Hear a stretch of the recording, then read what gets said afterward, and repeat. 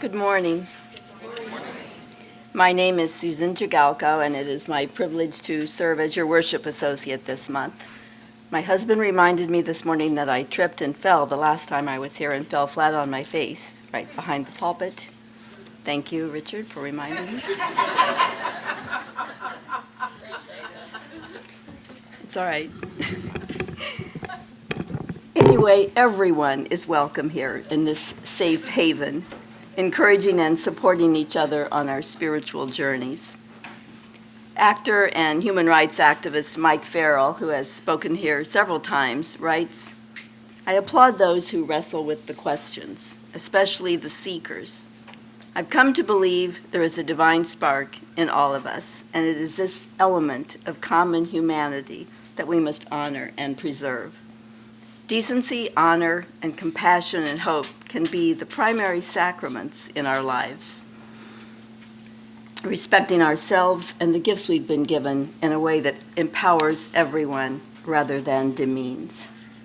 Welcome to Tapestry, a Unitarian Universalist congregation. Our theme for February is generosity. Whenever I'm given a topic, my brain goes into overdrive and I think of a gazillion connections and examples, attempting to find the eloquent and perfect, which I'm neither. And then I'm reminded of my newspaper editor father, my freelance editor's sister, and my friend Bev Huff, who introduced me to bullet points. They edited. So today I will share with you the authentic first image I had when faced with the topic of generosity. It happened years ago as we were leaving Tapestry after one of our worship services. And outside we saw, I think it was Keith Twomlin-Linney, not positive, some member here, crouched down on the pavement changing a flat tire for an older couple. I believe it represents all the things we endeavor when discussing acts of kindness, generosity, and spirit and action.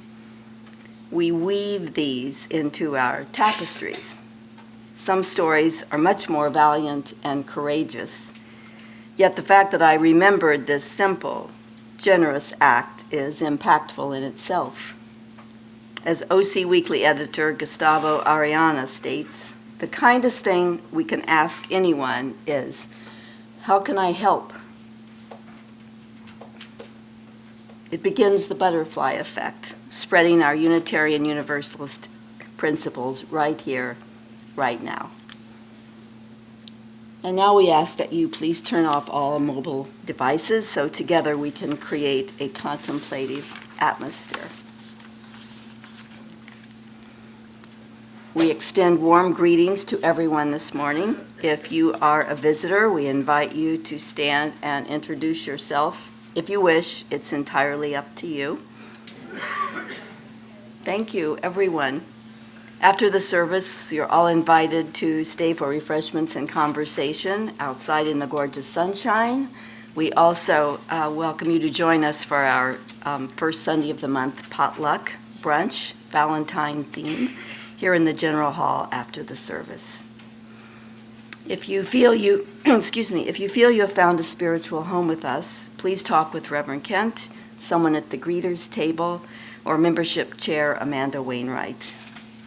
And now please extend a brief, B-R-I-E-F, brief greeting to those sitting near you.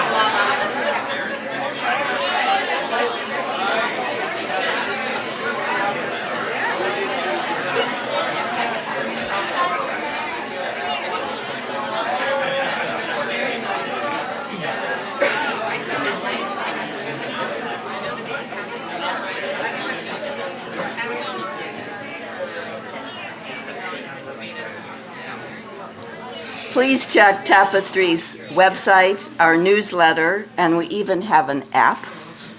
I aspire to have an app. You can download the Tapestry app on your smartphone or tablet. You'll find updated information about religious exploration classes, special events, Sunday order of service, and more. Just ask anyone but me for more info on that. And now I'd ask Lynn Cowan to come up.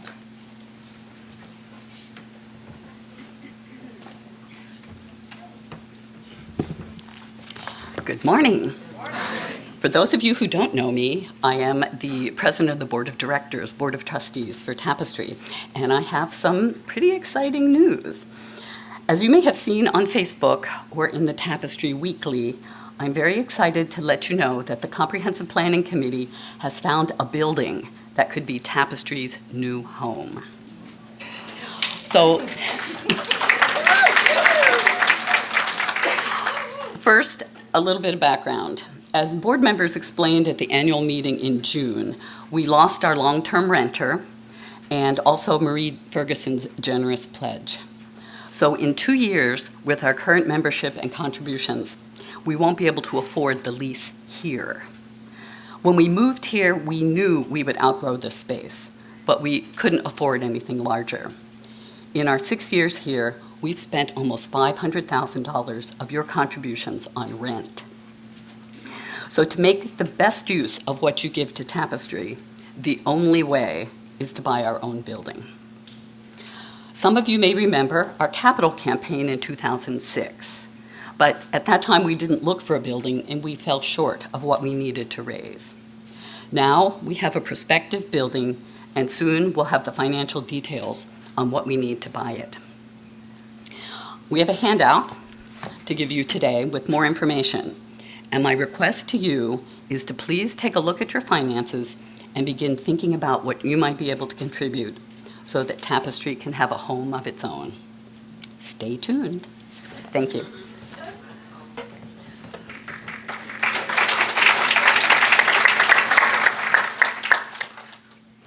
Awesome.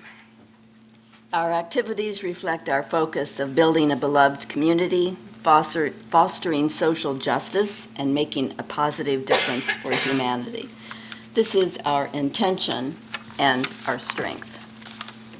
And now Terry Parker will light our chalice.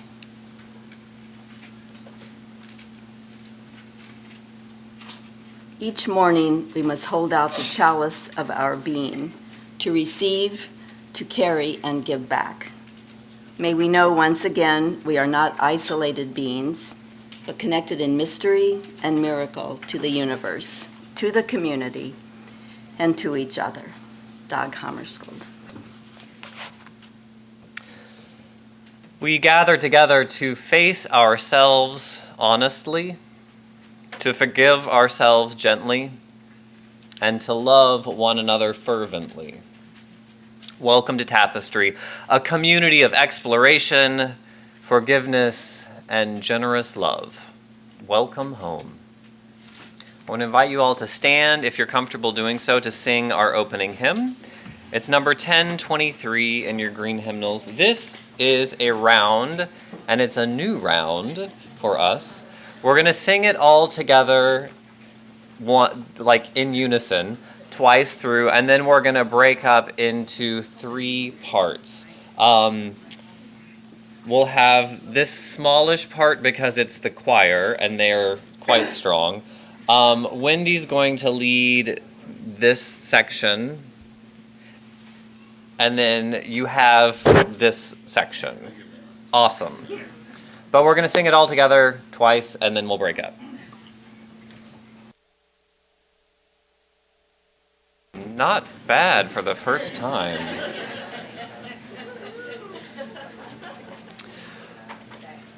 When we gather for worship, it's not just to celebrate ancient words and wisdom, but to recognize the milestones of our own lives. I want to start this Joys and Sorrows with a not yet sure if it's a joy or a sorrow, more of an opening of the heart. Those of us who you see in yellow shirts, I was with them on a trip to Tijuana this past couple of days to visit recently deported folks, including some of our own veterans. Mar, who's visiting with us today, was our guide on that trip. Lots and lots of information and stories and learning and heartbreak and joy. A couple of other messages that have been shared with us. Marcia and Bob Meyer would like to share their very good news. Bob's latest CT scan was clear. It's been 5 years since his last bout with chemo and surgery. Marcia and Bob have been around this congregation forever. Pam Edwards, many of us know that Pam had surgery probably a couple months ago to remove a tumor on her tongue. Just on Monday, she had another surgery on the tongue because that tumor had returned. It was an extensive 10-hour surgery that will require rebuilding her jaw. Brenna is home, their daughter Brenna is home with the family for the next couple of months to help. Cards and emails would be certainly appreciated, and we'll let you know what else, as time goes on, other ways that we can support. I also have a message from Mickey and Al. They say that their friend Clayton Gorey, a fellow UU, died on Friday. They asked that we please hold his wife of 60 years in our thoughts and prayers. It's Trudy? True. Okay, thank you. Also, candles have been lit in silent recognition of the joys and sorrows that are in all of our hearts. So would you join me now in reading our congregational response? For your joys, we join you in celebration. For your sorrows and concerns, may you feel our compassion. For all that is spoken and unspoken, may the caring of our beloved community sustain you. And now I have a story for our young and young at heart, if you want to join me up front. So this is a story from Frog and Toad, our friends. I picked this story. The whole sermon today is about different ways of showing people that we care. And I thought this was a really great demonstration about how two friends show that they care for each other in unorthodox ways. Toad was sitting on his porch. Frog came along and said, "What's the matter, Toad? You're looking sad." "Yes," said Toad, "this is my sad time of the day. It's the time when I sit and wait for the mail to come. It always makes me very unhappy." "Well, why is that?" asked Frog. "Because I never get any mail," said Toad. "Not ever?" asked Frog. "No, never," said Toad. "No one has ever sent me a letter. Every day my mailbox is empty. That's why waiting for the mail is a sad time for me." Frog and Toad sat on the porch, feeling sad together. Then Frog said, "I have to go home now, Toad. There's something that I must do." And Frog hurried home. He found a pencil and a piece of paper, and he wrote on a paper. He put the paper in the envelope, in an envelope. On the envelope, he wrote, "A letter for Toad." And Frog ran out of his house. He saw the snail and said, "Snail." "Snail," said Frog, "please take this letter to Toad's house and put it in his mailbox." "Sure," said the snail, "right away." Then Frog ran back to Toad's house. Toad was in bed taking a nap. "Toad," said Frog, "I think you should get up and wait for the mail some more." "No," said Toad, "I'm tired of waiting for the mail." Frog looked out the window at Toad's mailbox. The snail had not gotten there yet. "Toad," said to Frog, You never know when someone might send you a letter. No, no, said Toad. I don't think anyone will ever send me a letter. Frog looked out the window again. The snail was not there yet. But Toad said to Frog, someone may send you a letter. Don't be silly, said Toad. No one has ever sent me a letter before, and no one will send me a letter today. Frog looked out the window again. The snail was still not there. Frog, why do you keep looking out the window? Asked Toad. Because now I'm waiting for the mail, said Frog. But there won't be any mail, said Toad. Oh, yes, there will, said Frog. Because I've sent you a letter. Have you, said Toad? What did the letter say? Frog said, I wrote, Dear Toad, I'm glad that you're my best friend. Your best friend, Frog. Oh, said Toad, that makes a very good letter. Then Frog and Toad went out onto the front porch to wait for the mail. They sat there feeling happy together. Frog and Toad waited a very long time. 4 days later, the snail got to Toad's house and gave him the letter from Frog. Toad was pleased to have it. So there ends our story about Frog and Toad and their very good friendship. You guys enjoy your class, and we'll see.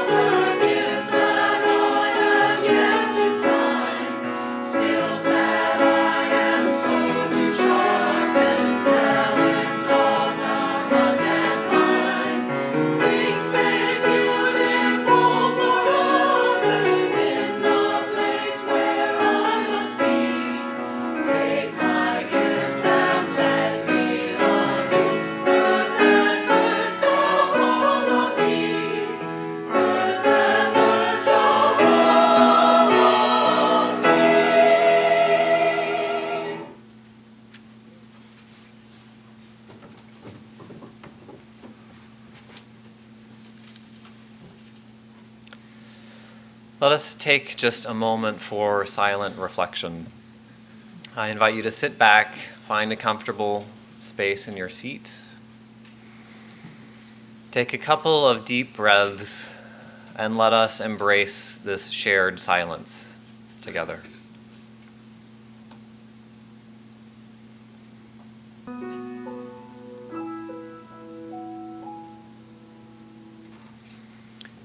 Namaste. Amen, and blessed be.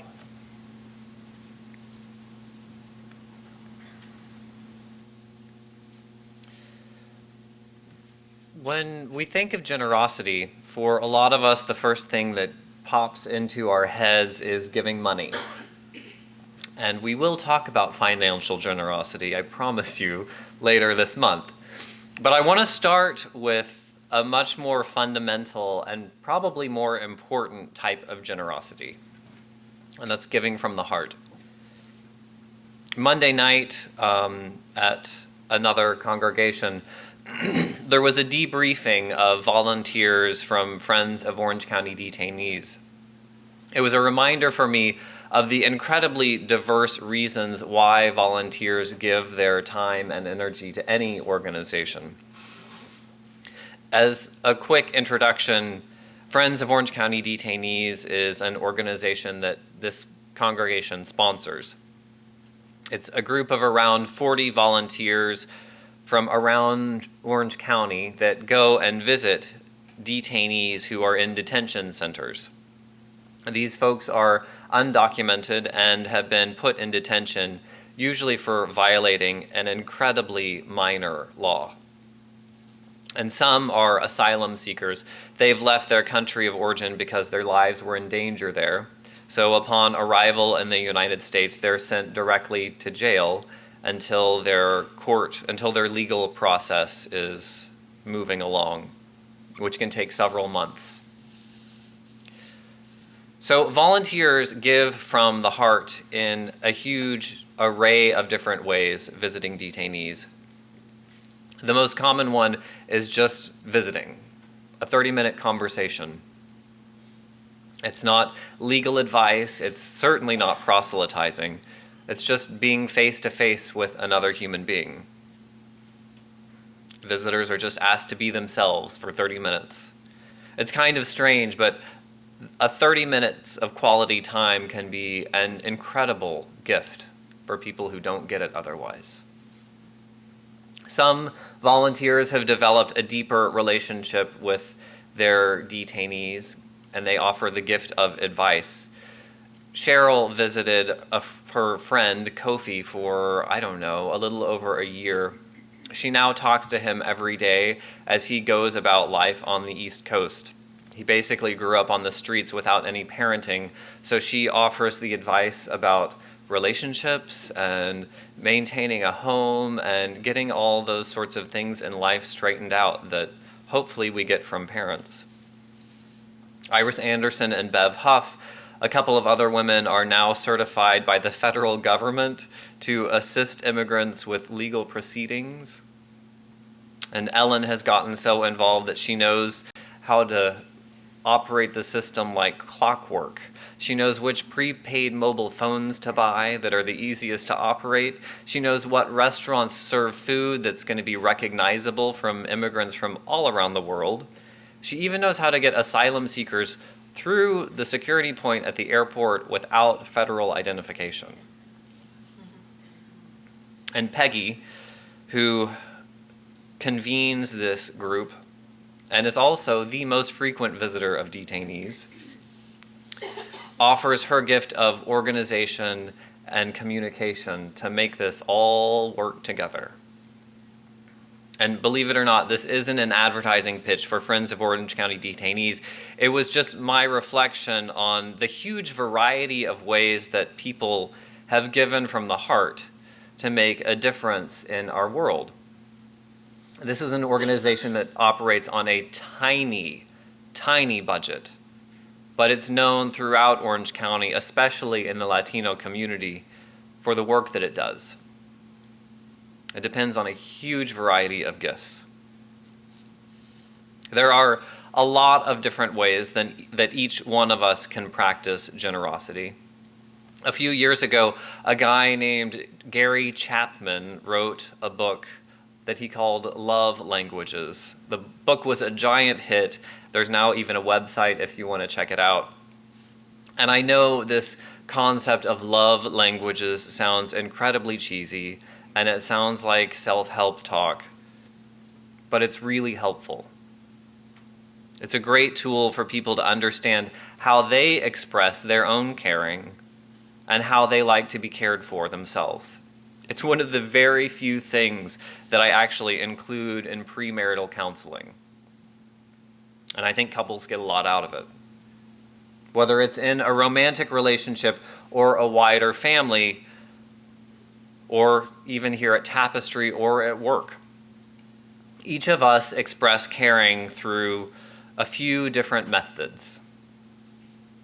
They are words of affirmation, acts of service, giving gifts, quality time, and physical touch.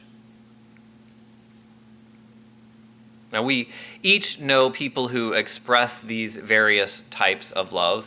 I want to share a few stories that help us better understand what these love languages look like in action. And I apologize, for some reason my head was stuck in Tapestry, so this is a very navel-gazy sermon today.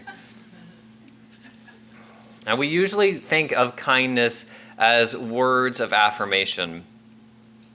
I'm sure you remember that childhood chant of "Sticks and stones may break my bones, but words can never hurt me."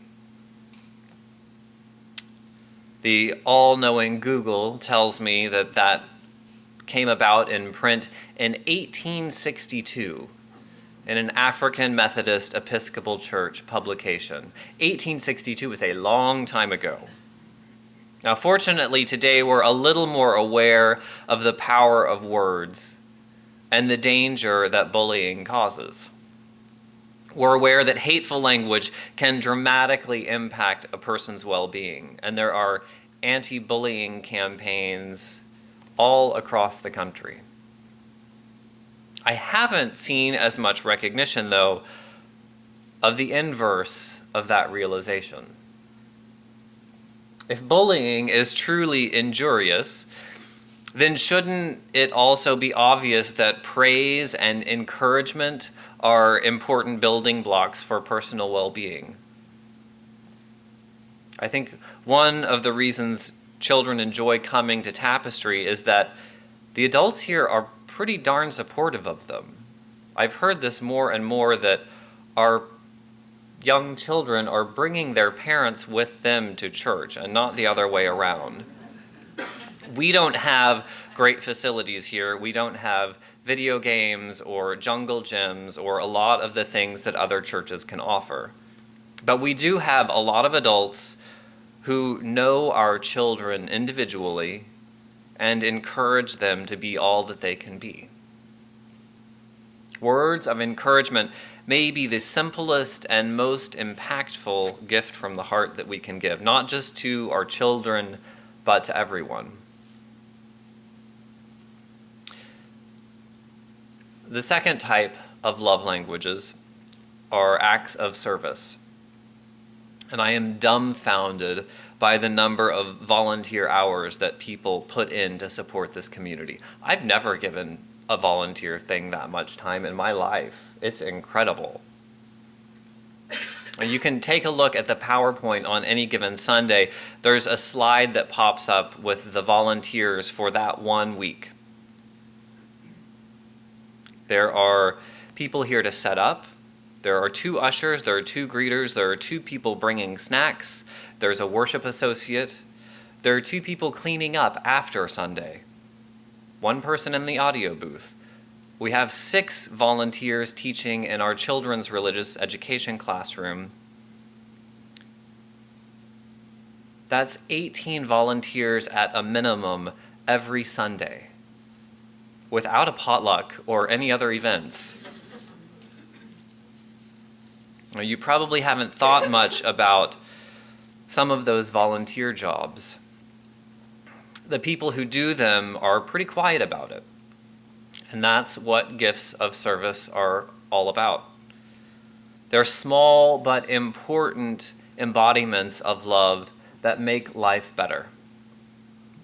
Being attentive to love languages other than your own hopefully draws your attention to these acts, big and small. And it reminds us that they're gifts from the heart. They're expressions of deep caring.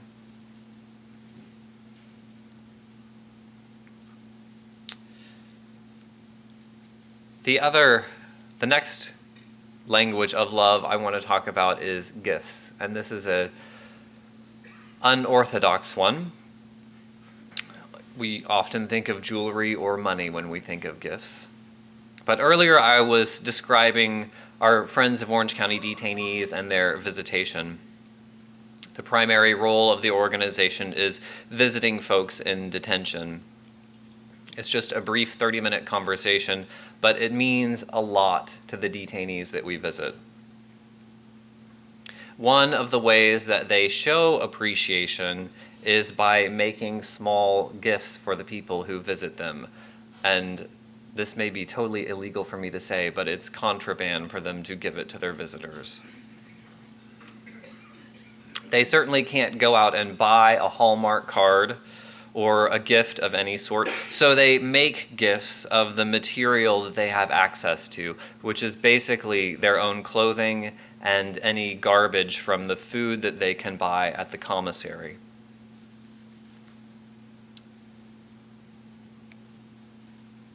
So they make gifts with what they have access to.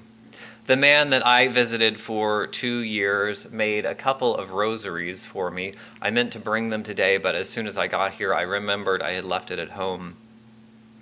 He's described a couple of different techniques for making gifts for people.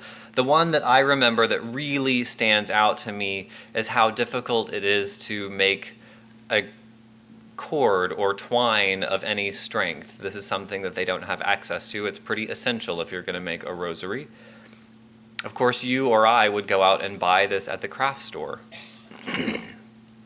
In detention, to make such a thing, they unravel a sock and take the strongest threads out of it. Then they twist these threads together and sort of braid them. Of course, you have to have enough length of thread for this process to make any sense. So they do it late at night when everyone is in bed and unravel the threads from this sock down a long hallway. Then they braid those threads back together into a cord. There are lots of techniques for transforming a few materials available into something special. A lot of visitors have gotten homemade cards. Like I said, they're not buying these cards, so detainees painstakingly trace the images that they can get from magazines or books in pencil and mail those cards and letters to us. Now, these gifts aren't worth money at all, but knowing the time and the thought that goes into making them means everything. These gifts can be an incredible symbol of caring. By now, I imagine you're probably starting to identify what your own love language is. Over the past few years, I've learned that mine is sharing time. That's my love language. The way I show people I care is by spending time with them, and my friendships really require that. It doesn't matter what we're doing. It could be eating dinner together or going on a road trip or even going to the grocery store. To me, it's important to spend face-to-face time with people. It's a big part of why I show up as much as I can to Tapestry events. Even if the sermon isn't completely written, even if I'm a little bleary-eyed, I do what I can to be there. If you've been at Tapestry long enough, you've been familiar with different ministers, or maybe from different churches you've seen different ministers. Some are effusive with their verbal affirmations. Some ministers are very huggy, but I show up when I can. To be here for meetings or for fun, it's my default way of showing that I care. So the final love language that I want to talk about is physical affection. We almost always think of this as a romantic thing, but it can be really important for friends and otherwise. The best example I have ever heard from this was a member of my previous congregation in Laguna Beach. She tells the story of when she first became a Unitarian a long, long time ago. Barbara showed up at church because, well, I guess she didn't have any other place to go. She didn't know what to do with herself. She was a young mother with 2 small children, and she had just found the courage to leave an abusive husband. She didn't have a job.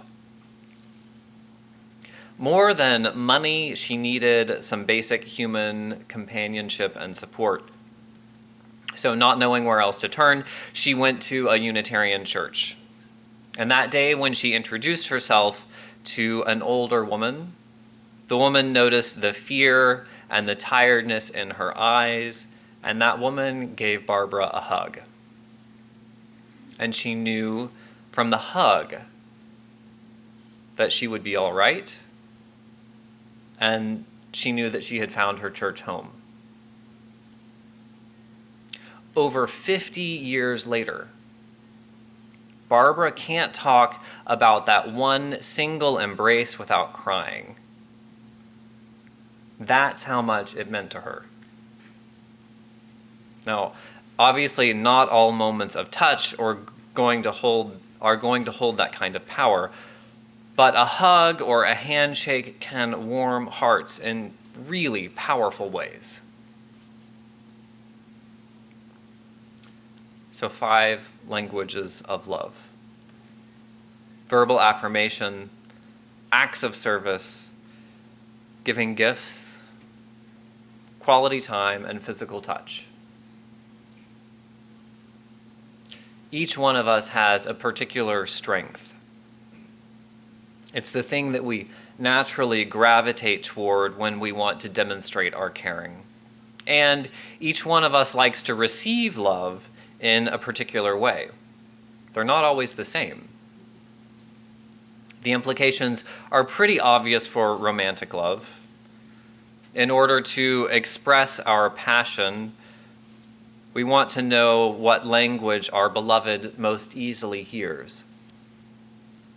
And we can learn to appreciate those ways that our partner expresses their love for us, even if it's not necessarily what we would have wanted to receive. Of course, when children are in the picture or in the broader community, this mix gets much more complicated and richer.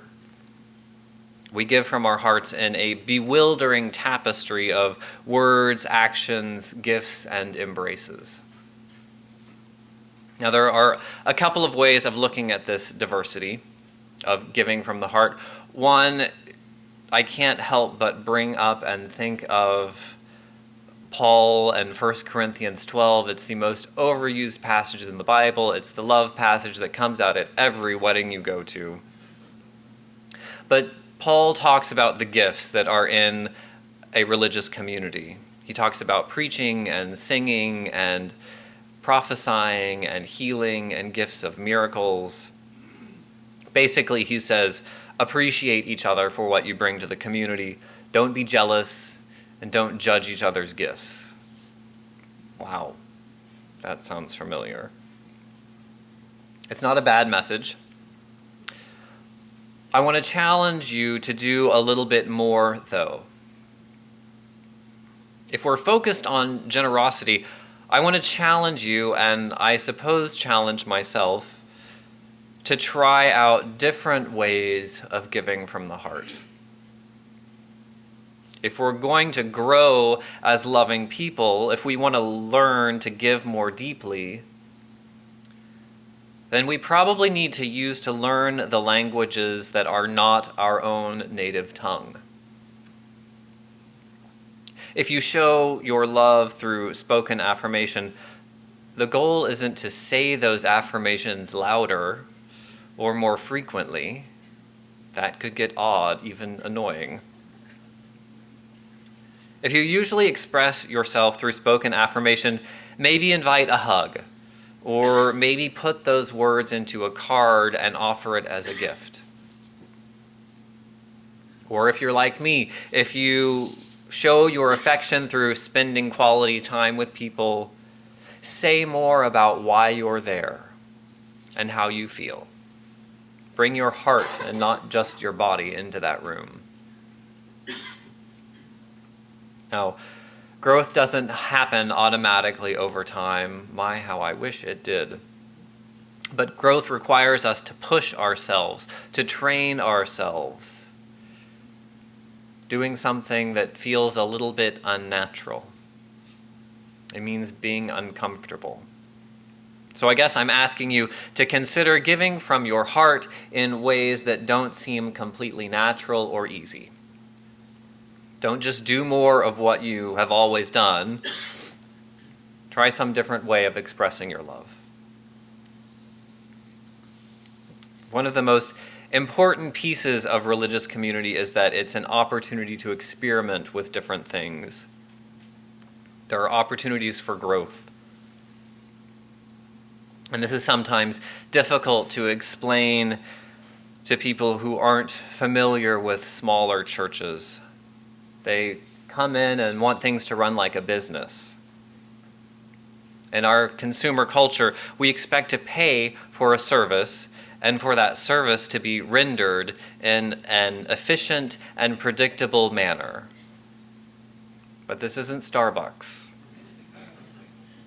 What we offer is something very different. It's a largely volunteer-run organization. People, just like you, are trying new things, pushing themselves to give from the heart in different ways. And choosing these gifts of love, gifts from the heart, over a consumer experience is a really radical option. You could go out to brunch instead of enjoying our potlucks. You could buy a ticket to a concert instead of enjoying our choir and singing along with the hymns.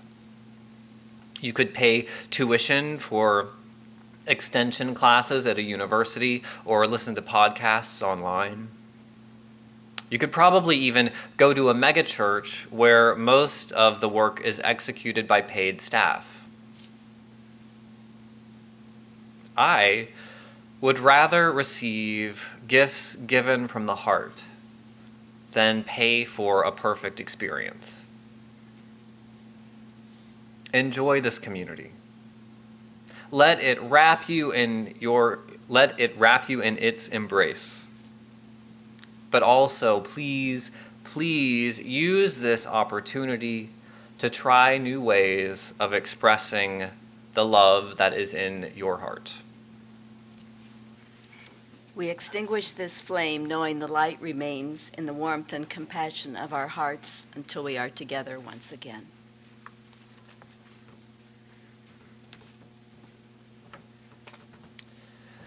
Before our benediction, I want to invite you to step outside after our service so that tables and chairs can be set up for our potluck as quickly as possible.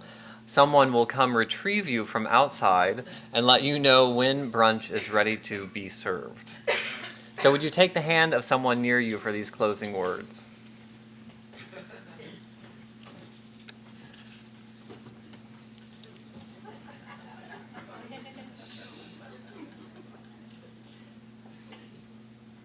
In the end, it won't matter how much we have, but how generously we've given. It won't matter how much we know, but rather how well we live. And it won't matter how much we believe, but how deeply we love. Now go in peace and let the light within you be a blessing to the world.